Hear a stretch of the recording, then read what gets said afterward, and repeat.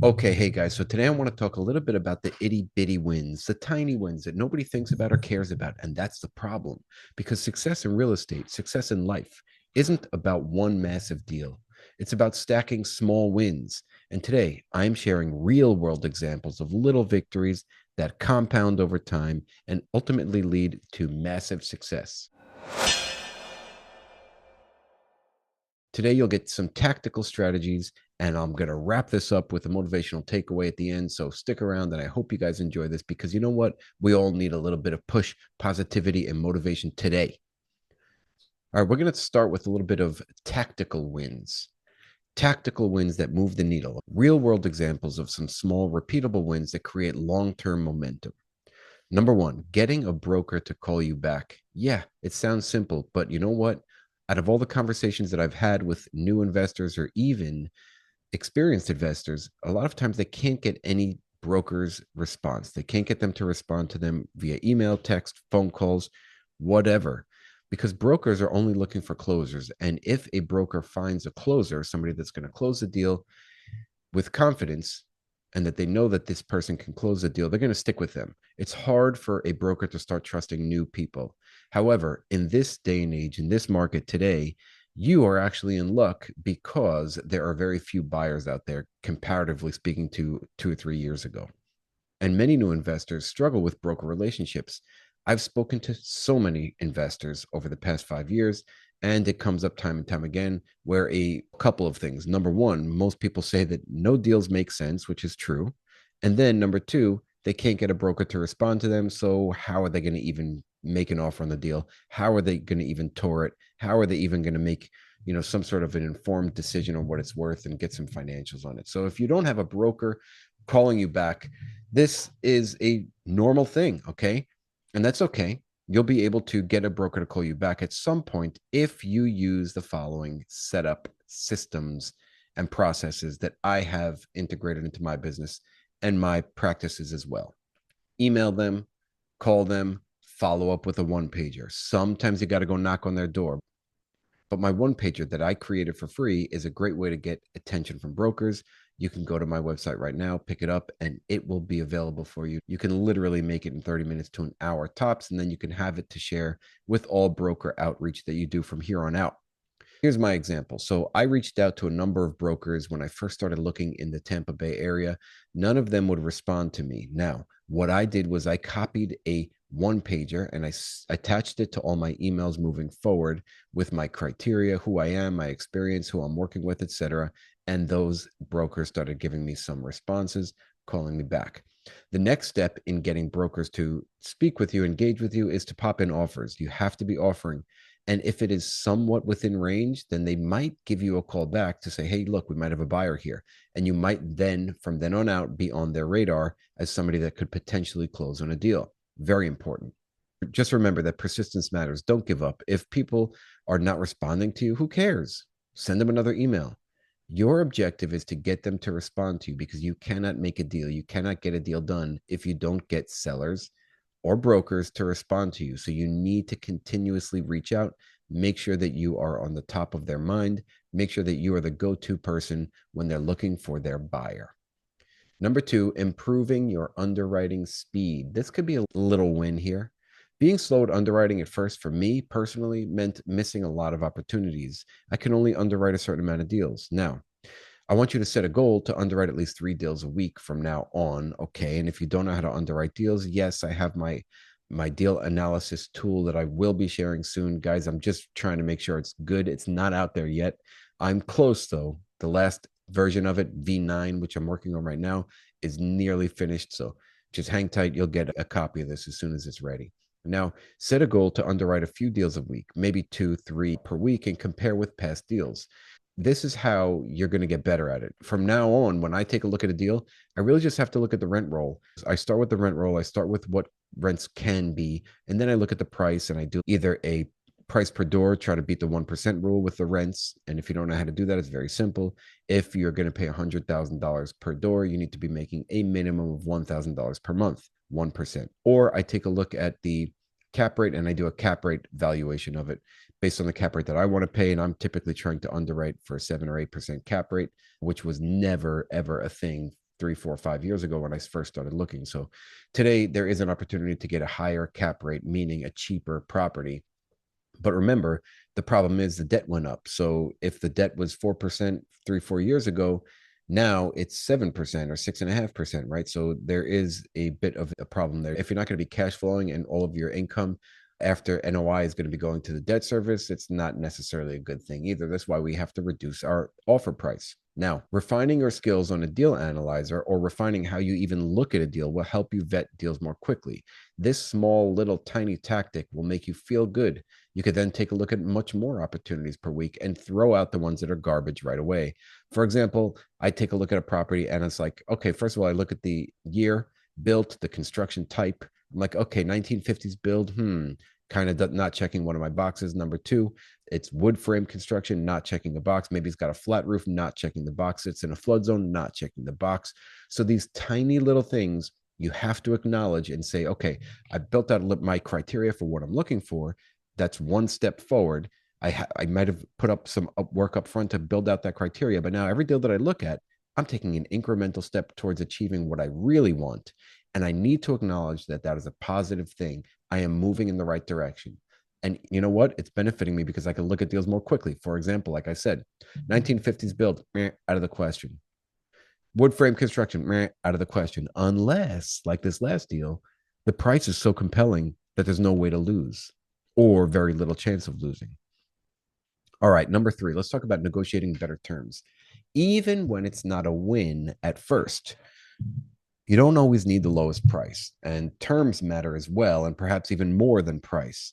So, if you have the opportunity to offer on a property and get seller financing, you can give on price and take on terms, as Bill Ham always says. So, you can probably offer a little bit higher of a purchase price, which a lot of sellers would prefer, as long as you're getting the right terms for it.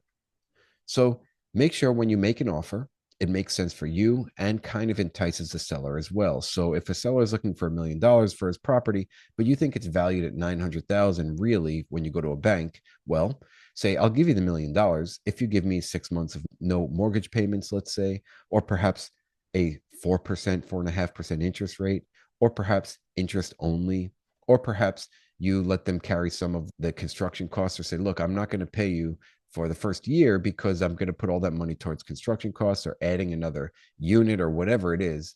And you want to package this to the seller as a win-win, which it is. I mean, if you can't pay your mortgage, the property goes back to this owner, and what they have a better piece of property at this point because you pumped money into it. Now, the mere fact that you are offering on a property needs to be acknowledged. So today's episode is really all about acknowledging these small, tiny little wins. Yeah, I offer on properties all the time. And at this point, I'm like, crap, who cares? I got to be offering on more. But I need to stop and I need to think, did I offer on some properties this week? If I did, excellent. I'm doing great. I need to acknowledge those small wins. Maybe you're in the shoes of, well, you offered on one property since you first started analyzing deals. Don't be discouraged by that. You're probably going to get denied. And who cares? Even if you offer asking price, you might get denied because the seller or the broker might not know you. And that's okay. Take it as a win. You're moving one step closer to your goal of buying multifamily properties. Back to the seller financing structure, guys. I tried on a few properties. Obviously, it's not always something that you can do. You can't do seller financing if they have a note, if there's a mortgage on the property.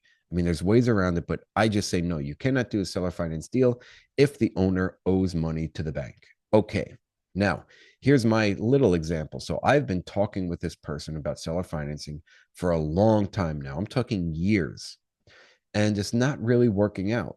But here's the win, the small incremental win in this. I'm talking to him for years. And that's the win. He's still engaging with me. This seller is still considering me as a buyer. And you know what? That's a win. I need to understand that is something that is moving the needle, that is moving me closer to my goal. And if I don't win this deal, which may very well happen after years of negotiation, what do I get out of it? Education and experience, which is invaluable. Number four, if you are ever considering raising capital or finding investors or finding partners, even, It's not just about asking for money, it's about building long term relationships. You have to consistently reach out to these people, maintain some sort of relationship. If you don't like the person, don't request money from them, don't request a partnership from them. When you're speaking outreach, when you're networking with people, make sure that you are consistently talking to them throughout the year. Make sure you have conversations that matter to you, make sure that your values align, etc. Now, here's the win. Are you talking to anybody? If the answer is no, you're going to talk to one person this week. Network with one new person. And if you do that, even if it's a 5 or 10 minute call, and I recommend not going more than 15, 20 minutes with somebody, you're going to acknowledge that as a win because it is a win. You're networking with somebody. Once you start connecting with people and other people in the space, you're going to find out really quick that by opening yourself up to allowing other people to partner with you, invest with you, or even share ideas and knowledge with you, you will start taking the fast track towards investing and you will get into a deal faster.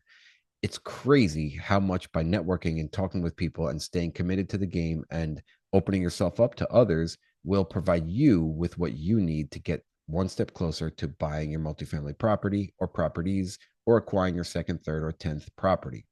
Number 5, managing a difficult property effectively. So, guys, this comes to me, and I keep beating myself up about my one property, the 44 unit. It's killing me. It's too much work, and it's very difficult, very challenging to get this thing turned around. But here is my win. I am getting a ridiculous amount of education on this one particular property. It is keeping me up at night. It is challenging me to think outside the box, to think differently, to reach and grab for different ways to earn income and reduce expenses. This deal, this absolute struggle is making me 100% better than I was 2 years ago when we bought it. Now, you always have to focus on improving yourself, improving your skills. If you are just going to complain that the property is challenging, you're not getting anything out of it. So my win is sticking with this. My little incremental win, although it's not a financial win, is sticking with this and learning so many tactics to take with me in the future when times become easier on future properties and a better market cycle. This particular deal helped me focus a lot on improving collections, adding different revenue streams, cutting unnecessary expenses, really trimming things down. We increased the utility bill back as an example from $50 to $65 successfully per resident. We now use a security deposit alternative program called Obligo. I have been doing leasing and I'm learning a lot about the leasing side just to get more leads into our funnel so that we can perhaps rent up quicker. We have a lot of turnover. We're learning a lot about how to turn quickly. We're learning a lot about how to reduce costs with turns. And we implemented as well concession where we provide money, cash for people who stay in the units to renew their lease if they're good residents or if they recommend and refer somebody that is a good lead that we then take in as a tenant or a resident on our property. All right, guys, I promised a little bit of motivational impact for you. Why small wins matter. Every major investor that you admire started with these exact same little wins. It's about consistency, stacking victories, and staying in the game long enough to see results. The journey makes you sharper, more disciplined, and more resilient. You won't always see immediate results, but every email sent, every call made, every deal underwritten, every offer, every challenge that you face and overcome puts you ahead of 99% of people who never take action. Just take action. Now, I want you to look back on your own small wins this week, whether it's reaching out to a broker, analyzing a deal, or refining your strategy. Celebrate it, acknowledge it, feel good about it. Imagine yourself in the future stacking on more of these little wins. Imagine it, feel it, enjoy it. Be grateful for the fact that you have the opportunity to get these little wins in your life and in your personal journey. Yeah, you're going to have setbacks every day with everything you try to do. But those setbacks do not need your attention. Forget about them. Drop the setbacks, acknowledge your wins, stay focused, and win tomorrow. Guys, success is built in this way, brick by brick. Just stick with it. I also quickly want to talk about something else. that has been top of mind for me personally, which is nobody sees the challenges. So when you're stuck at home doing all this work, nobody sees, nobody cares. All people care about are the results. So it's difficult to feel that success. It's difficult to feel accomplishment when nobody is giving you the accolades or the pat on the back. So you have to do it for yourself sometimes. You have to sit there and say, look, I did X, Y, and Z. I looked at 2 deals. I looked at 3 deals. I offered on a deal. I learned how to underwrite faster. And every single time I'm underwriting, I'm getting better at what I'm seeing. So that is a win. Every single time I call a broker and have another conversation, I get better at speaking with that person. And that is a win. Every time I read an article, I learn something new or a strategy new. Every time I'm spending all this time whenever everybody else is hanging out, going out, getting drinks, partying, every time that I am waking up early, spending my time learning and furthering my own personal knowledge, education, and journey is a win. And if you can acknowledge that and truly feel the accomplishment of it for yourself, it will help you in your journey because I guarantee you it's not going to be easy and nobody's going to care about your setbacks. But nobody's also going to care about your wins until you post that one little we closed, ooh, we closed the deal post. And then you're going to get all these fake kudos and comments on that one post, and nobody will think about you ever again. So it is your responsibility to sit back and acknowledge your little wins. I don't care how small they are. If you set your alarm for 5:30 and you woke up at 5:30, were out of the bed and moving, that's your win. Who cares if nobody saw you? Who cares if it's dark? Who cares if the way you underwrote that deal that morning, it looked terrible or you messed everything up? Who cares if you forgot to call this broker, but you called a different broker instead? You're making moves. You're making movements. You're taking action. Acknowledge that. I love you. All right, and that's a wrap, Small Axe community. So I wanted to take a minute to say thank you so much for listening to the show. And if you liked it or got any value from it, it would really mean the world to me if you would share it with someone else and write a review. Remember, guys, keep sharpening those axes. Let's get out there. Let's crush it. Love you guys.